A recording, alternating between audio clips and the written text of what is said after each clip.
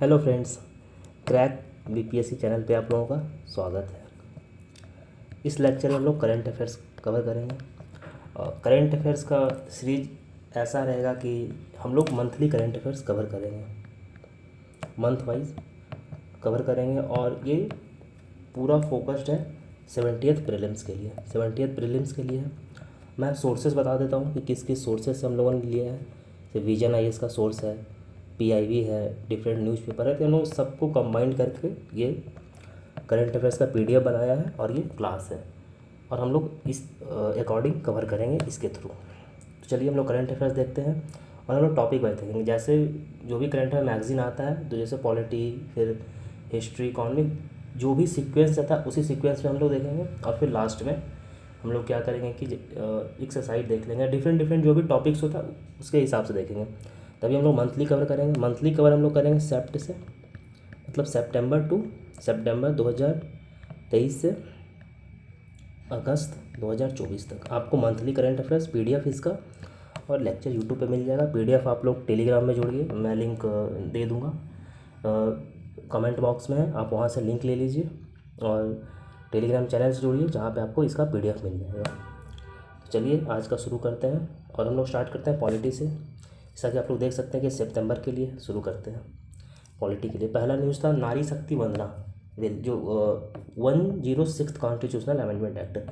एक मैं फिर से बता देता हूँ, ये हम लोग प्रॉपर प्रीलिम्स के तरीके से चलेंगे कि क्या प्रीलिम्स में आएगा, और जो नया पैटर्न है, न्यू पैटर्न पे जो बेस्ड है 70th बीपीएससी का, जैसा हम लोगों ने क्वेश्चन देखा है उसी पैटर्न पे हम लोग कवर करेंगे चीज़ों को।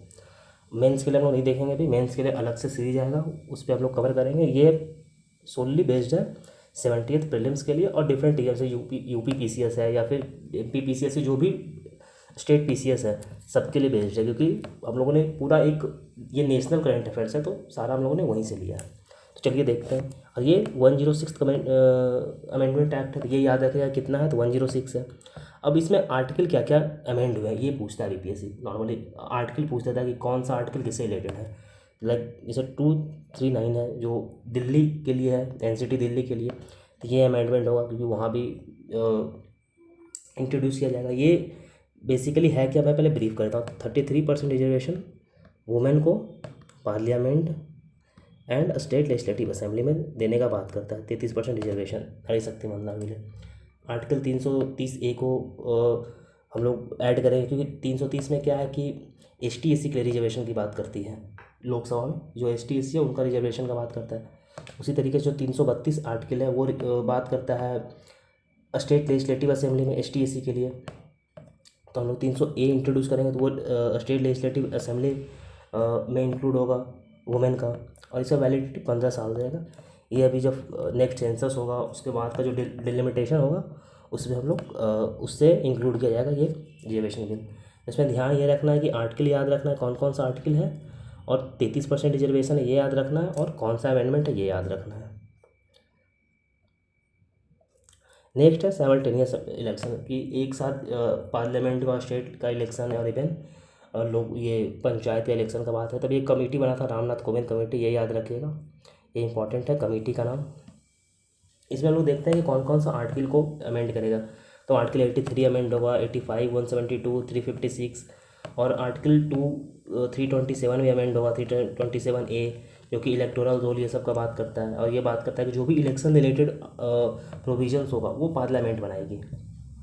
इवन आर्टिकल 82 भी अमेंड होगा। बहुत सारा आर्टिकल है जो इसमें अमेंड होगा। ये सेंसस से रिलेटेड है। आर्टिकल 3 जो है वो हाउस कैसे कॉन्स्टिट्यूट करेगा उससे रिलेटेड है। आर्टिकल 172 है कि 172 है स्टेट लेजिस्लेटिव असेंबली से रिलेटेड है। 356 है प्रेसिडेंट रूल से रिलेटेड है। ये सारा आर्टिकल को हम लोग अमेंड करेंगे।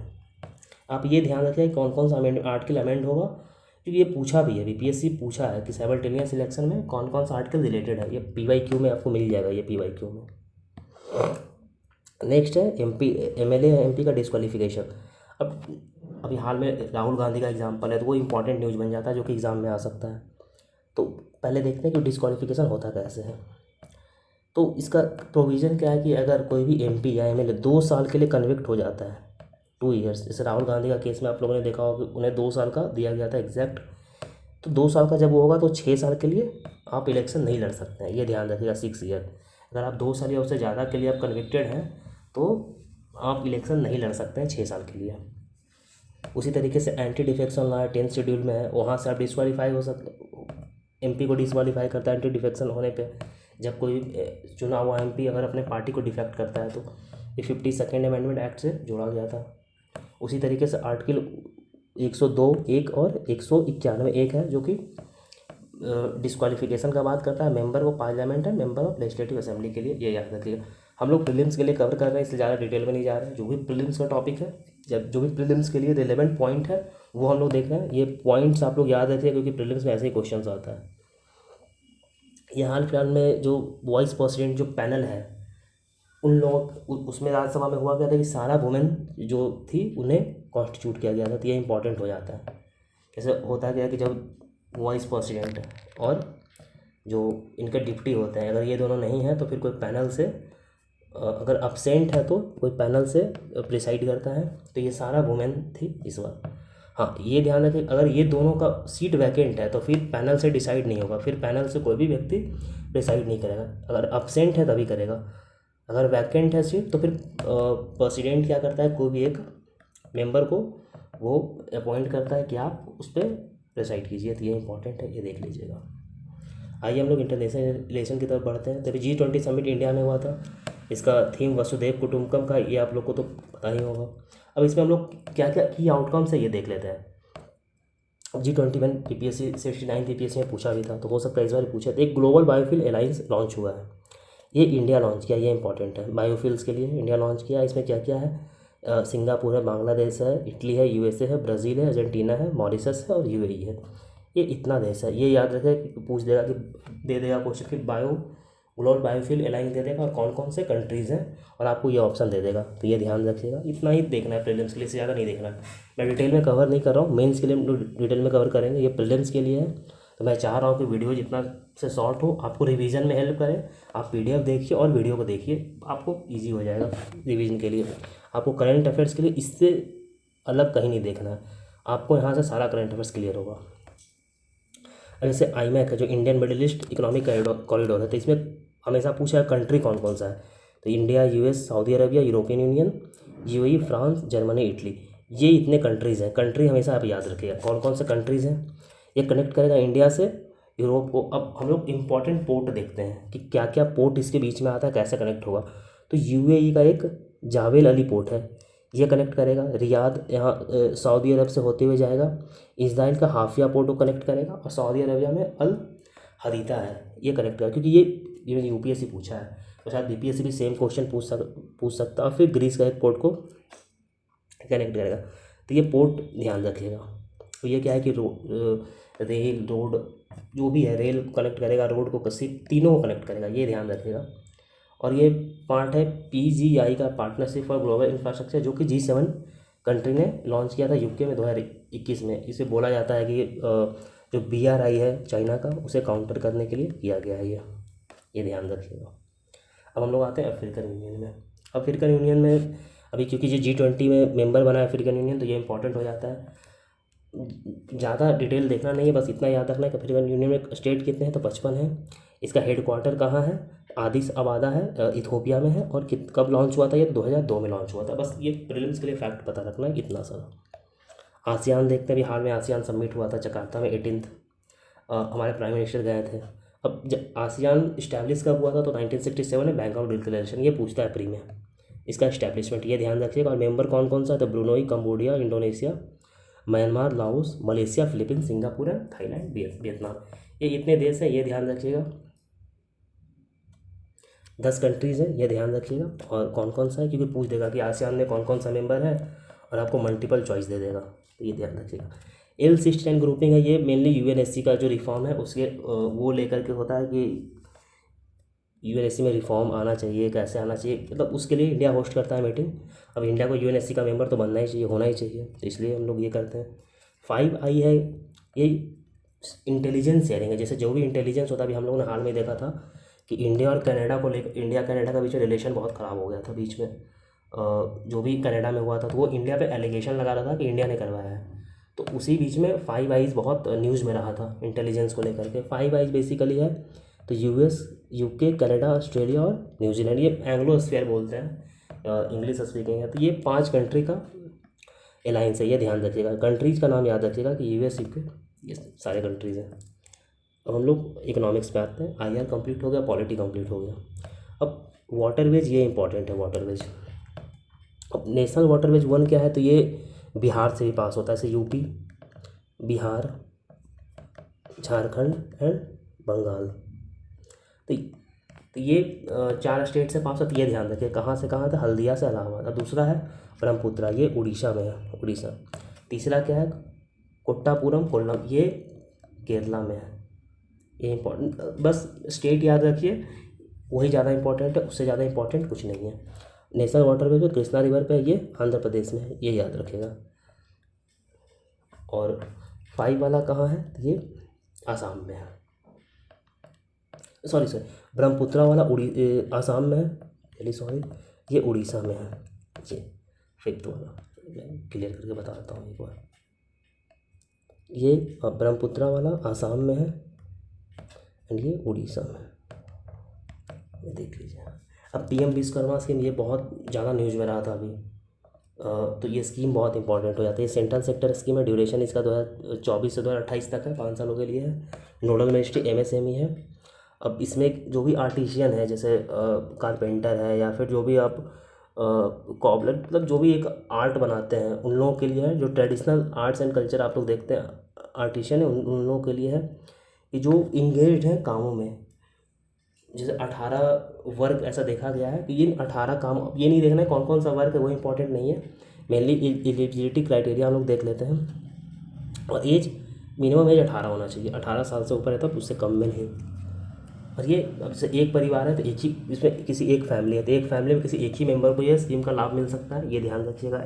ऐसा नहीं कि जो भी मेंबर्स है परिवार के सबको मिलेगा, नहीं, किसी एक को ही मिलेगा, ये ध्यान रखिए। प्रीलिम्स के लिए हम लोग मेंस के लिए कवर नहीं कर, इससे ज़्यादा एनालिसिस नहीं कर रहे हैं स्कीम का कि क्या स्कीम सही है गलत है, इतना नहीं कर रहे हैं। जो इंपॉर्टेंट हम लोग प्रीलिम्स के लिए वही देख रहे हैं, ये मिनिस्ट्री देख रहे हैं, ड्यूरेशन देख रहे हैं। अब जैसे ऑफ बजट, ये बहुत न्यूज़ में रहता है कि ऑफ बजट बोरोविंग क्या है।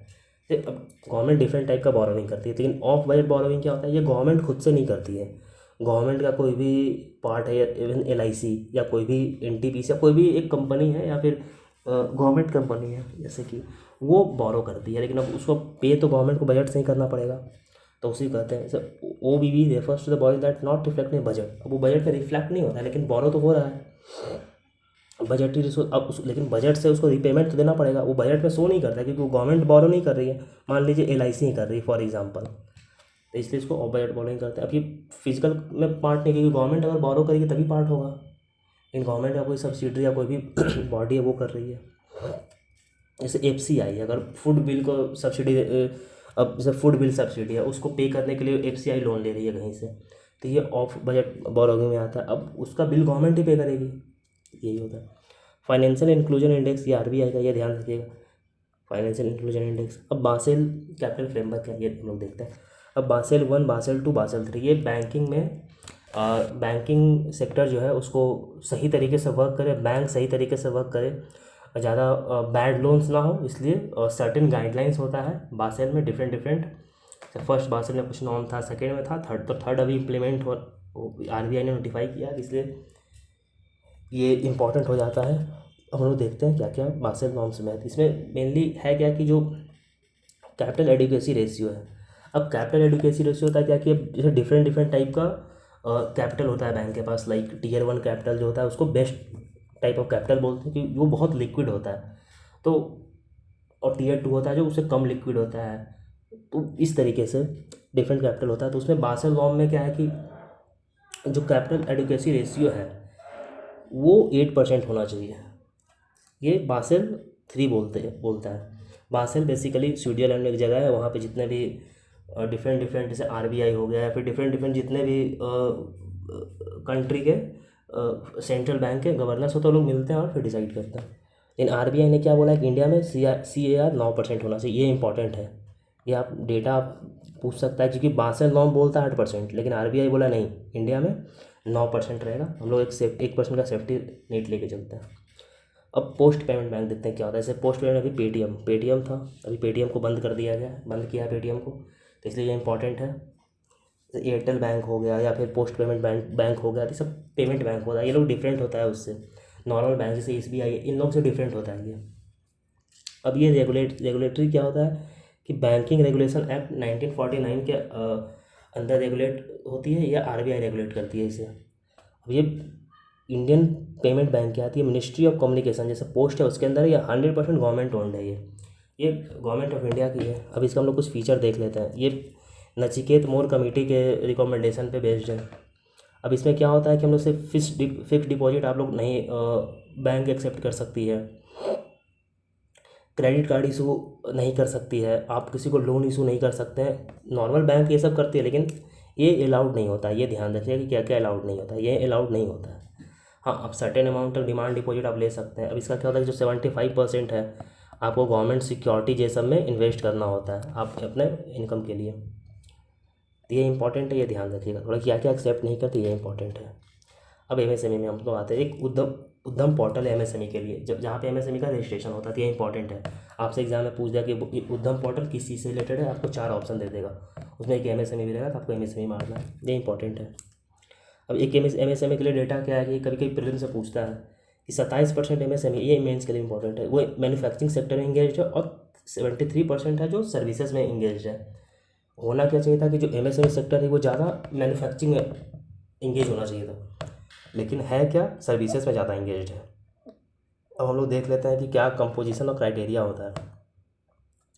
अब जैसे MSME क्या होता है, माइक्रो, स्मॉल एंड मीडियम। तो माइक्रो में क्या होता है कि जो उसका इक्विपमेंट या फिर जो इन्वेस्टमेंट है वो 1 करोड़ होना चाहिए, 1 करोड़ से ज़्यादा नहीं होना चाहिए, तो वो माइक्रो में आएगा। और उसके साथ साथ जो उसका एनुअल टर्नओवर है 5 करोड़, एनुअल टर्नओवर 5 करोड़ देखिए, और जो इन्वेस्टमेंट है वो 1 करोड़ होना चाहिए। स्मॉल में क्या है कि 10 करोड़, 10 करोड़ से ज़्यादा नहीं होना चाहिए इसका इन्वेस्टमेंट, और एनुअल टर्नओवर 50 करोड़। ये ध्यान रखिए, ये हाल में 2 साल पहले अभी अमेंडमेंट हुआ था।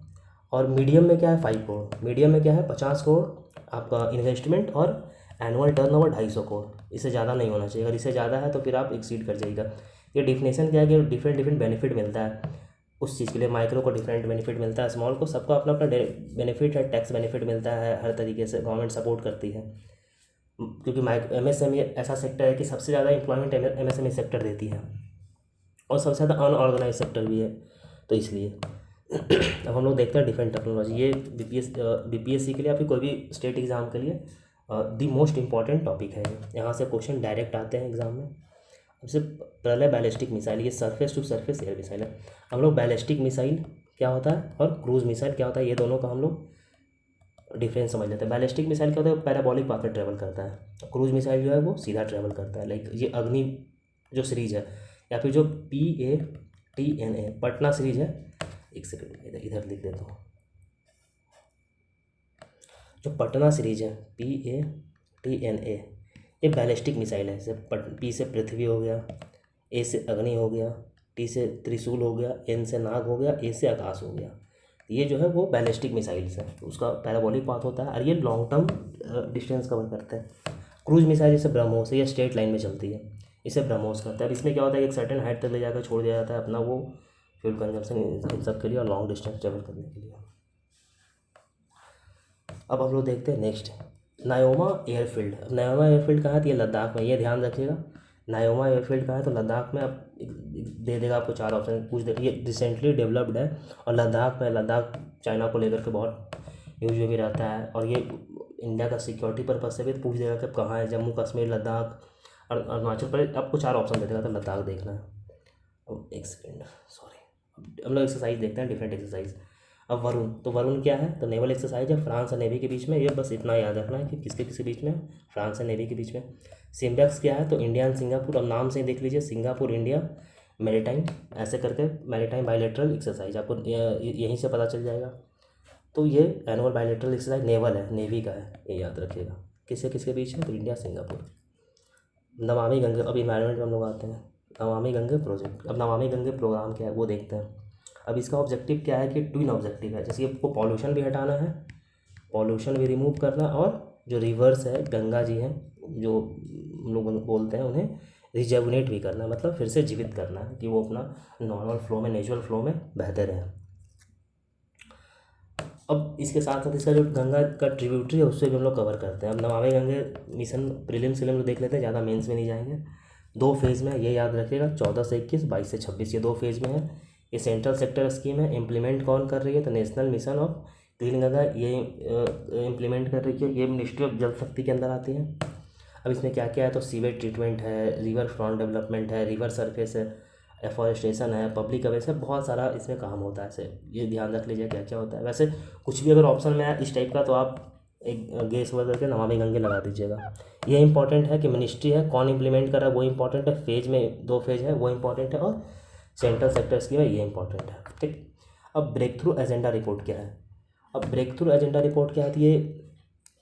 IEA जो इंटरनेशनल एनर्जी और एजेंसी है वो, और यूनाइटेड नेशन जो क्लाइमेट चेंज है वो लोग साथ में करते हैं। जो भी कंट्री का NDC होता है, नेशनल डिटरमिन्ड कंट्रीब्यूशन, उसका हम लोग प्रोग्रेस को रिव्यू करती है कि कितना प्रोग्रेस हुआ है। जैसे जो भी इंडिया का हम लोग पंच मित्र है, हम लोगों ने डिसाइड किया है कि हम लोग इतना % रिड्यूस करेंगे। जो भी हम लोग 5 लिया है, हम लोग डिटरमाइन किया है, तो सबको रिव्यू करता है कितना % अचीव हुआ है या ट्रैक पे है अचीव करने का। नहीं, पंचमित हम लोग आगे देखेंगे, यहाँ पे हम लोग डिटेल में नहीं जा रहे हैं क्योंकि शॉर्ट में ही कवर करना है पूरा प्रीलिम्स के लिए। मेंस के लिए हम लोग नहीं जा रहे हैं। First global stock technical synthesis report, ये इंपॉर्टेंट है, यूनिट CCC रिलीज करती है, ये इंपॉर्टेंट है। इसमें क्या है कि जो कंट्री का जो प्रोग्रेस है वो देखती है पेरिस क्लाइमेट एग्रीमेंट, जो पेरिस क्लाइमेट एग्रीमेंट हुआ था 2015 में, उसके अकॉर्डिंग जो भी कंट्री का अचीवमेंट है उसे देखती है। अब ये इंपॉर्टेंट क्या है कि ये रिलीज कौन करती है? तो यूनिट CCC करती है। अब स्वच्छ वायु सर्वेक्षण, ये इंपॉर्टेंट है प्रीलिम्स के लिए। अब ये निकालती कौन है? तो ये MOFCC है, मिनिस्ट्री जो इन्वायरमेंट एंड क्लाइमेट चेंज के अंदर आती है। NACP national clean air programme, ये निकालती है। इसमें 131 सिटी कवर होता है। अब प्राण पोर्टल, उससे हम लोग सेल्फ असेसमेंट करती है प्राण पोर्टल, ये ध्यान रखिएगा। अब इसमें 3 कैटेगरी होता है। तो 10 लाख पॉपुलेशन वाले में इंदौर टॉप किया है और पटना का रैंक 29 है, ये ध्यान रखिएगा। BPS में पूछ देगा पटना का रैंक स्वच्छ वायु सर्वेक्षण में क्या था, तो 29 रैंक है। अच्छा, 3 से 10 लाख वाले पॉपुलेशन में अमरावती टॉप की है और गया का सेकेंड 20वां रैंक है। इसमें पटना का 29 है और गया जो सेकेंड कैटेगरी में आता है उसमें 20वां रैंक है। परमाणु हिमाचल प्रदेश में वो फर्स्ट रैंक लाया है 3 लाख से कम वाले में। ये दोनों इंपॉर्टेंट है कि इंदौर, इसमें पटना का 29 रैंक है और गया का 20 रैंक है सेकेंड कैटेगरी में। 3 कैटेगरी में होता है, ये इंपॉर्टेंट है, ये ध्यान रखिएगा। अब इकोसाइड्स होता है, जैसे कि कोई भी कमिट अनलॉफुल एक्ट कमिट कर रहा है, आप जान पहचानते हुए भी कोई ऐसा एक्ट कर रहे हैं जिससे कि इन्वायरमेंट को प्रॉब्लम हो रहा है या डैमेज हो रहा है। मान लीजिए पेड़ काट रहे हैं, जानबूझ के आपको पता है कि वो पेड़ काटना नहीं चाहिए बट इलीगल है, बट स्टिल आप काट रहे हैं, तो वो इकोसाइड में आएगा। ठीक, ये ध्यान रखिएगा। नॉर्मन बैरलॉन्ग फील्ड अवार्ड, अब ये रिसर्च एंड एप्लीकेशन के लिए दिया जाता है, ये है स्वास्तिक नायक को मिला है, ये ध्यान रखिएगा। नॉर्मन बैरलॉन्ग फील्ड अवार्ड किन्हें मिला है? तो ये स्वास्तिक नायक को मिला। ये एग्रीकल्चर अवार्ड है। ये ग्रीन रेवोल्यूशन में इन्होंने रोल प्ले किया था। जैसे इंडिया में तो स्वामीनाथन ने किया था, इन्हें मैक्सिको में किया था, ये स्टार्टिंग इन्होंने किया था। उसी है बेस्ट फिर स्वामीनाथन जी ने इंडिया में किया था। हाल में स्वामीनाथन जी का देहांत भी हुआ है, तो इसलिए इम्पॉर्टेंट हो जाता है। ये स्वास्तिक नायक को मिला इनोवेटिव अप्रोच, इसमें कि जो राइस सिस्टम है, क्लाइमेट रेजिलिएंट राइस सिस्टम इन्होंने डेवलप किया है, जिससे कि कम पानी का कंजर्वेशन होगा और न्यूट्रिएंट्स राइस में बहुत ज़्यादा होगा, इसलिए मिला है। नाम याद रखिएगा कौन है, तो डॉक्टर स्वास्ति नायक को मिला है। काइलिन, नाम ही बहुत अजीब है, काइलिनिक्स जंग, चलिए कोई नहीं, नाम से ध्यान रखिएगा। ऐसा कुछ है जो एक फॉसिल है, वो चाइना में मिला है, ये ध्यान रखिएगा। नाम थोड़ा सा अजीब है, वो ध्यान रखिएगा। काइलिनिक्सिया जांग, जो भी जांजी चाइनीज़ नेम है, ये ऐसा कुछ नाम आएगा, ध्यान रखिएगा कि चाइना में है। सागो प्रोडक्ट, ये GI टैग मिला है सालिम तमिलनाडु का, ये याद रखिएगा, GI टैग पूछता है Tamil Nadu. किलायू volcano US Hawaii island में, ये एक्टिव वोल्केनो है, अभी हाल में हुआ था इरप्ट, इसलिए इंपॉर्टेंट है। ये वोल्केनो ये सब पूछता है। Volcano Hawaii island United state.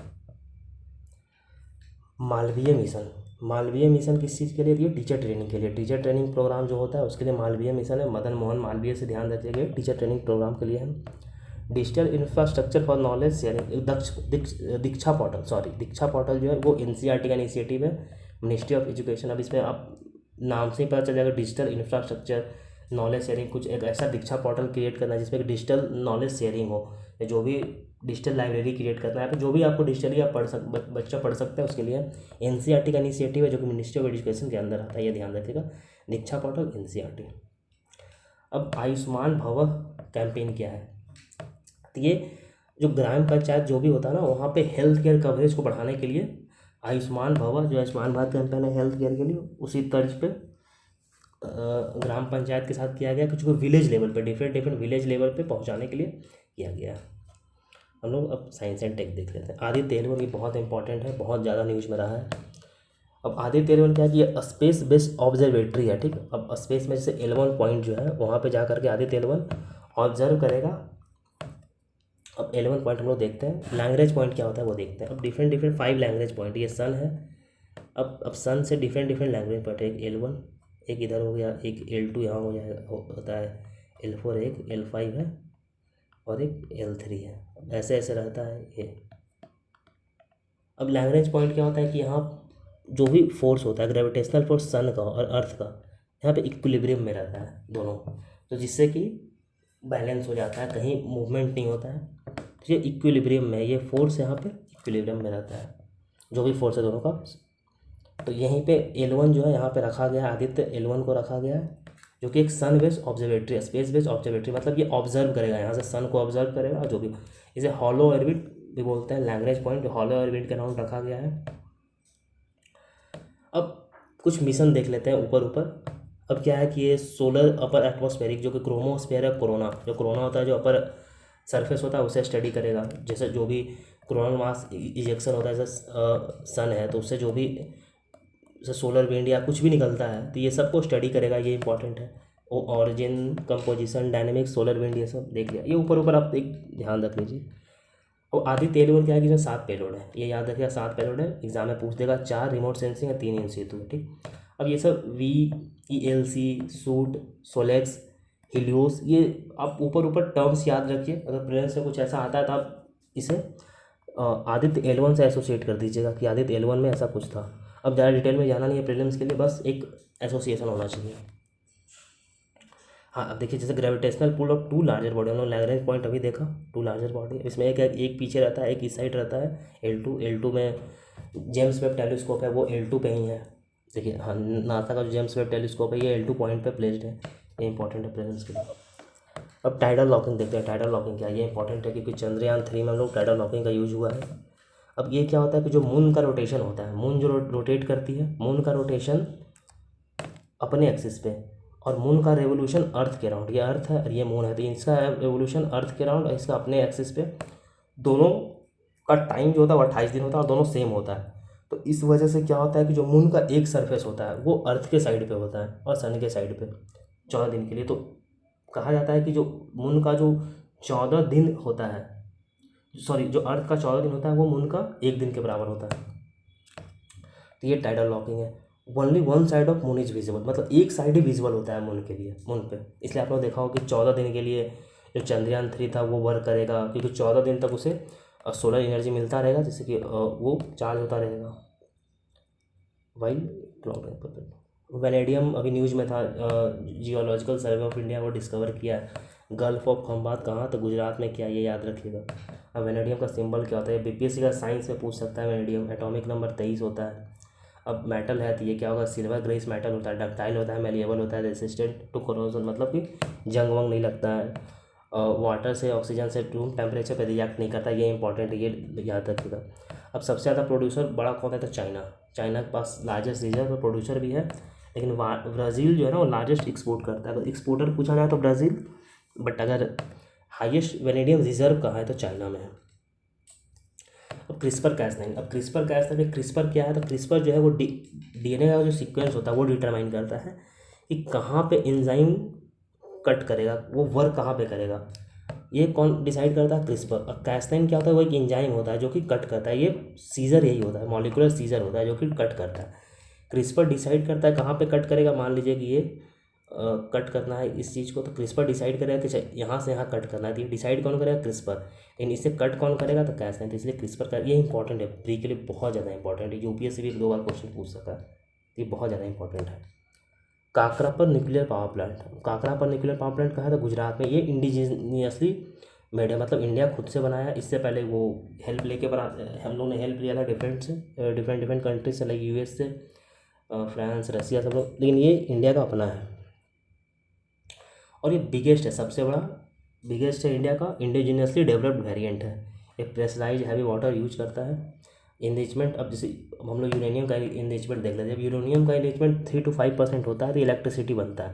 लेकिन अगर यही 90% अगर इनरीच हो जाए तो ये जो बॉम्ब होता है, बॉम्ब बनता है इससे, न्यूक्लियर बॉम्ब जो हम लोग बोलते हैं। अब गुजरात डिक्लेरेशन क्या दिया याद रखिएगा, ट्रेडिशनल मेडिसिन। ये मतलब कीवर्ड पता रखिए कि WHO का है। गुजरात डिक्लेरेशन कुछ अगर आता है तो ये क्या है? तो traditional medicine, Gujarat declaration traditional medicine and WHO, ये ऐसे करके याद रखें। स्क्रब टाइफस डिजीज क्या है? तो ये बैक्टीरिया से काउज होता है, ये ध्यान रखिएगा। अब सिम्टम क्या है? फीवर, हेडेक, बॉडी रैश वैस है। इसका वैक्सीन अवेलेबल नहीं है, ये ध्यान रखिए। बैक्टीरिया से होता है, ये ध्यान रखिएगा, वायरस एग्जाम में दे देगा। अब क्रोमोसोम क्या है ये देखते हैं। थ्रेड लाइक का स्ट्रक्चर है। अब बनता किससे? तो मेड ऑफ प्रोटीन। क्रोमोसोम बनता किससे? तो प्रोटीन से बनता है। And single molecule DNA, single molecule जो डीएनए होता है उससे बनता है। जेनेटिक इन्फॉर्मेशन कैरी करता है क्रोमोसोम, सब बताइए। ह्यूमन से 22 पेयर नंबर्ड होता है और 1 पेयर सेक्स क्रोमोसोम होता है, मतलब टोटल 23 पेयर होता है। टोटल 23 पेयर होता है, 23 पेयर होता है, तो 46 क्रोमोसोम होता है, पेयर 30 होता है। अब एक्स वाई का हम लोग डिफरेंस देख लेते हैं क्या होता है। तो ये कंट्रीब्यूट करता है एग और स्पर्म में, ये करता है स्पर्म में, लॉन्गर होता है। ये एक्स क्रोमोसोम लॉन्गर होता है, वाई क्रोमोसोम स्मॉलर होता है। अब नॉर्मली ये पेयर्ड में होता है, इन फीमेल होता है, एंड सिंगल इन मेल होता है। लेकिन ये नॉर्मली क्या होता है? सिर्फ मेल में, वाई क्रोमोसोम मेल में होता है। इसलिए जब भी कोई बच्चा होता है तो बच्चा अगर गर्ल्स होगी या बॉयज़ होगा, ये डिसाइड किससे होता है? तो ये फादर से होता है। जो मेल होता है, मेल का जो स्पर्म होता है, क्रोमोसोम होता है, उससे डिसाइड होता है, क्योंकि मेल में एक्स वाई क्रोमोसोम होता है। तो इससे डिसाइड होता है कि गर्ल अगर बॉयज़ होगा या फिर गर्ल्स होगा। अब आरएनए डीएनए हम लोग देखा ऊपर। अब डीएनए क्या है? तो डीएनए क्या है कि ये जेनेटिक कोड इसमें होता है डीएनए में। लेकिन आरएनए में क्या है कि वो जेनेटिक कोड के साथ साथ जेनेटिक इन्फॉर्मेशन, उसके साथ साथ प्रोटीन सिंथेसिस में भी काम आता है, जो कि सेल मेटाबॉलिज्म को रेगुलेट करता है। तो ये ध्यान रखिएगा आरएनए डीएनए का डिफरेंस। अब क्या क्रायोजेनिक इंजन, ये बहुत न्यूज़ में रहा है, ये VVI आप निकाल लीजिए, मतलब एग्ज़ाम में आना ही आना है, बहुत न्यूज़ में रहा है, ये हमेशा न्यूज़ में रहता है। तो ये क्या है कि बहुत लो टेम्परेचर फ्यूल है ये। ध्यान, लो टेम्परेचर फ्यूल मतलब -150 डिग्री से 273 डिग्री, बहुत ज़्यादा लो टेम्परेचर फ्यूल, ये ध्यान रखिएगा, ठीक। अब इसमें होता है क्या कि ये लिक्विड ऑक्सीजन और लिक्विड हाइड्रोजन को एज अ प्रोपेलेंट यूज करता है। लिक्विड ऑक्सीजन को एज अ प्रोपेलेंट यूज करता है। अब पहले क्या होता था कि हम लोग 2014 से पहले हम लोग रसिया से हेल्प लेके क्रायोजेनिक इंजन, उसके हेल्प से हम लोग बनाए थे, हम लोग यूज करते थे। बट उसके बाद हम लोग अपना क्रायोजेनिक इंजन बना लिए। तो इंडिया इंडिजीनियसली वो कर रहा। और ये गगनयान मिशन जो हम लोग 4 लोगों को स्पेस से भेजने का जो प्लानिंग है, उसमें हम लोग क्रायोजेनिक इंजन यूज कर रहे हैं। अब ओरेसिस रेक्स एस्ट्रॉयड सैंपल कैप्सूल, अब ये क्या है? ये नासा का है, ये ध्यान रखिएगा। और एस्ट्रॉयड वेनू जो है अब वहाँ से लाया है। अब एस्ट्रॉयड क्या होता है? वो भी जैसे अर्थ जिस मटेरियल से बना है, अभी जो भी प्लैनेट जिस मटेरियल से बना है, अब एस्ट्रॉयड भी उसी मटेरियल से बनता है। लाइक हम लोग एग्जांपल देखते हैं, जैसे मार्स और जुपिटर के बीच में एस्ट्रॉयड बेल्ट है ये, तो उसी तरीके से वही एस्ट्रॉयड का बात कर रहे हैं। अब हम लोग टर्म्स देखते चलते हैं। स्लिम एंड एक्सिम क्या है? जापान का ये फ्यूचरिस्टिक मिशन है, न्यूज़ में था। अब जापान फर्स्ट जो सोलर लैंडिंग होगा उसके लिए है, सियोल कैटल पे काम करेगा। जूनो मिशन किससे रिलेटेड है? तो जुपिटर से रिलेटेड है, नासा का, ये याद रखिएगा। अब K2-18 भी एक्सो प्लैनेट मतलब है जो आउटसाइड आवर सोलर सिस्टम। अब ये क्या है कि जेम्स वेब टेलीस्कोप, अभी हम लोगों ने देखा ये L2 पॉइंट पे है। उसने ऐसा डिस्कवर किया है कि कार्बन डाइऑक्साइड का प्रेजेंस है, मीथेन का प्रेजेंस है एक्सो प्लैनेट में। अब एक्सो प्लैनेट का नाम क्या है? तो K2-18b, ये याद रखिएगा, BPSC पूछ देगा कि K2-18b क्या है। अब 4 आपको एग्जांपल दे देगा कि कोई एक स्पेसीज़ है या फिर कोई प्लांट है या एक्सो प्लैनेट है, कुछ भी दे देगा, उस चीज़ को ध्यान रखिएगा। हम लोग कल्चर की तरफ चलते हैं, science and tech computer. Culture में शांति निकेतन, अब शांति निकेतन को 41 वर्ल्ड यूनेस्को हेरिटेज डेजिग्नेट किया गया है। शांति निकेतन हम लोग को पता है रविन्द्रनाथ टैगोर से रिलेटेड है। 41वां यूनेस्को वर्ल्ड हेरिटेज है, ये ध्यान रखिएगा, ये इंपॉर्टेंट है, 41वां वर्ल्ड।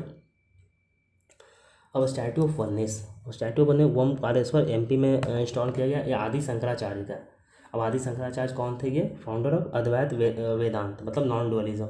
नॉन डुअलिज्म क्या है? तो नॉन डुअलिज्म ये कहता है कि जो सोल है और ब्रह्म है ये दोनों एक ही है, और ये जो जगत है, जगत इन द सेंस ये वर्ल्ड है, ये वर्ल्ड क्या है? तो इल्यूज़न है, वर्ल्ड इज़ इल्यूज़न।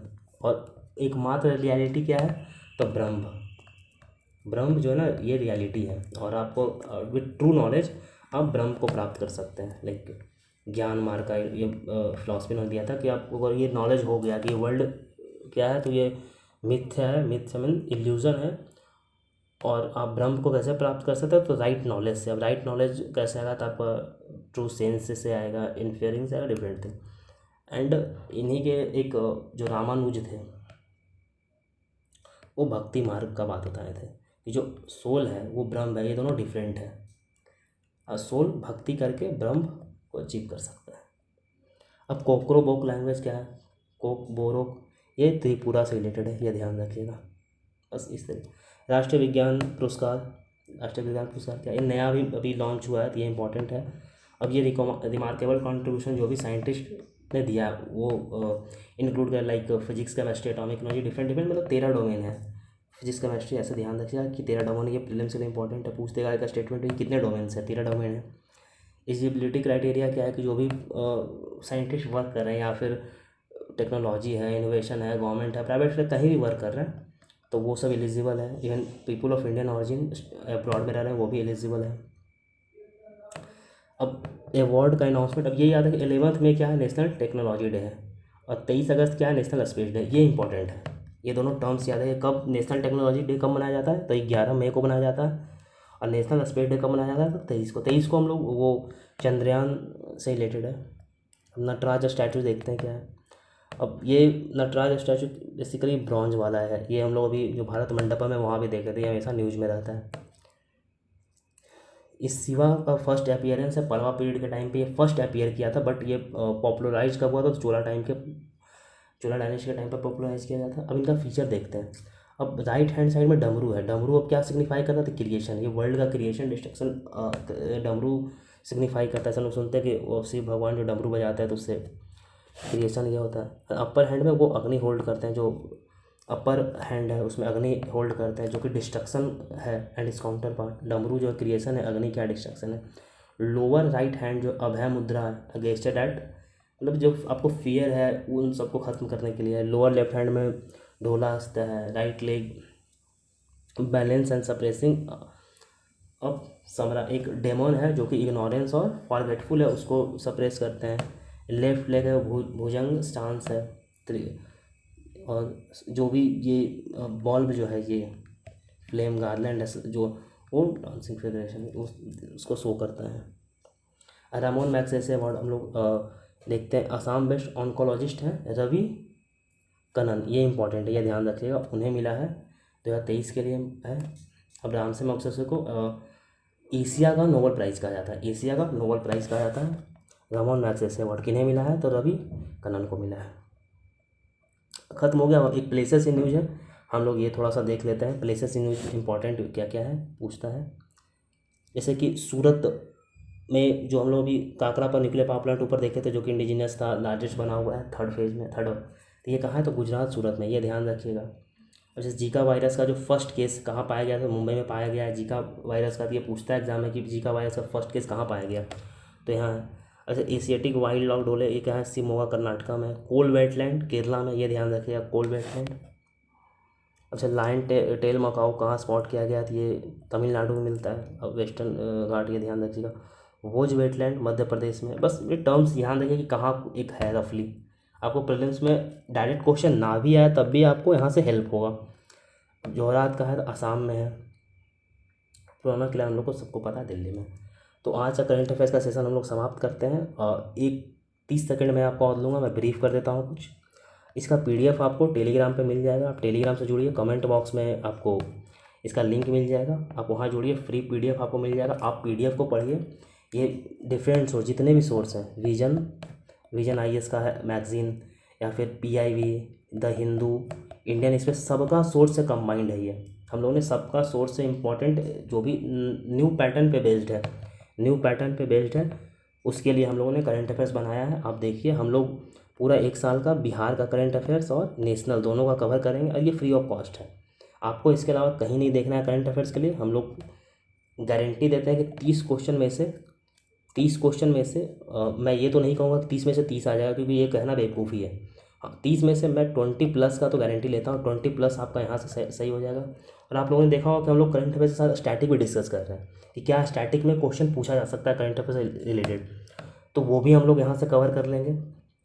तो जुड़िए आप लोग टेलीग्राम से, आप लोग वहाँ से PDF लीजिए, आप लेक्चर को देखिए, और फ्री ऑफ कॉस्ट है। तो आपसे हम एक ही गुजारिश करेंगे कि आपको लेक्चर अच्छा लगा तो आप चैनल को सब्सक्राइब कर लीजिए, शेयर कर दीजिए, लाइक कीजिए, और थोड़ा हम लोग का रीच बढ़ाइए। आपको लेक्चर अच्छा लग रहा है तो हम लोग क्वालिटी कंटेंट दे रहे हैं, and it is completely free of cost. हम लोग एक अलग सीरीज चल रहा है जिसमें हम लोग GS के सारे टॉपिक कंप्लीट कवर कर रहे हैं। ये proper 70th BPSC and different UP PCS सब पे बेस्ड है। आपका पूरा GS कंप्लीट हो जाएगा वहाँ से, फ्री ऑफ कॉस्ट, प्री के लिए, सोनली बेस्ड फॉर प्री। मेंस का हम लोग अभी अलग से करेंगे, बट अभी हम लोग पूरा फोकस प्री के लिए है। आपको चैनल पे MCQ प्रैक्टिस करने को मिल जाएगा, आप जाइए, करीब 500 MCQs अवेलेबल हैं, 500 MCQs अवेलेबल है टेलीग्राम पे, 500 में 300 पॉलिटी के लिए है, 200 ज्योग्राफी का है, अभी इकोनॉमिक्स का हम लोग डाल रहे हैं, 50 MCQ इकोनॉमिक्स का हो गया है। तो जुड़िए टेलीग्राम से, और लेक्चर देखिए, लाइक कीजिए, कमेंट, आप फीडबैक दीजिए। फीडबैक सबसे ज़्यादा वैल्यूएबल है आपका। अगर आप फीडबैक दीजिएगा तो हम लोग को पता चलेगा कि क्या इम्प्रूव करना है। चलिए, thank you so much lecture देखने के लिए, धन्यवाद।